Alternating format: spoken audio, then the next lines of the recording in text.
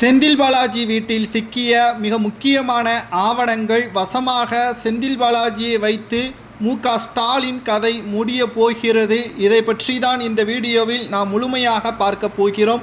அதாவது கடந்த 3 நாட்களாக தமிழகத்தில் 3 குழுக்களாக பிரிந்து அமலாக்கத்துறை அதிகாரிகள் மிகப்பெரிய ஒரு சோதனைகளை நடத்தினார்கள்.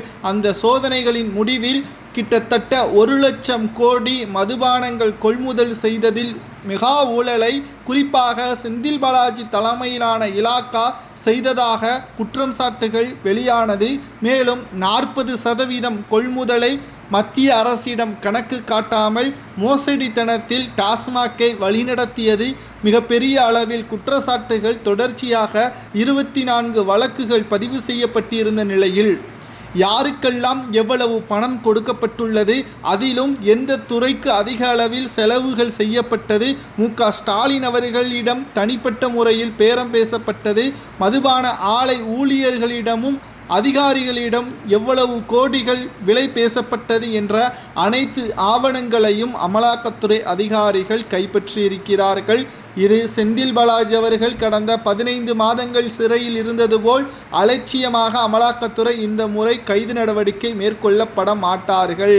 துல்லியமாக செந்தில் பாலாஜியே கிட்டத்தட்ட வீடு புகுந்து தூக்கும் அளவிற்குத்தான் செந்தில் பாலாஜி அவர்கள் மீது கை வைப்பதாக அமலாக்கத்துறை அதிகாரிகள் காத்து கொண்டிருக்கிறார்கள். அதுவரைக்கும் செந்தில் பாலாஜி என்ன வேண்டுமானாலும் செய்யட்டும், ஆவணங்கள் அனைத்தையும் சரிபார்த்து இறுதி கட்டமாக வீடு புகுந்து கைது நடவடிக்கை மேற்கொள்ளும் பட்சத்தில் சுமார் 14 ஆண்டுகள் வரை தற்காலிகமாக செந்தில் பாலாஜிக்கு சிறை தண்டனை கிடைக்கலாம். அது மட்டுமல்ல, செந்தில் பாலாஜியின் சொத்துக்கள், உறவினர்களது சொத்துக்கள், பினாமிகள் யாரெல்லாம் என்பது அந்த ஃபைல் கிடைக்கப்பெற்ற ஆவணத்தின் மூலமாக அமலாக்கத்துறை அதிகாரிகள் விசாரணையும் நடத்தி வருகிறார்கள்.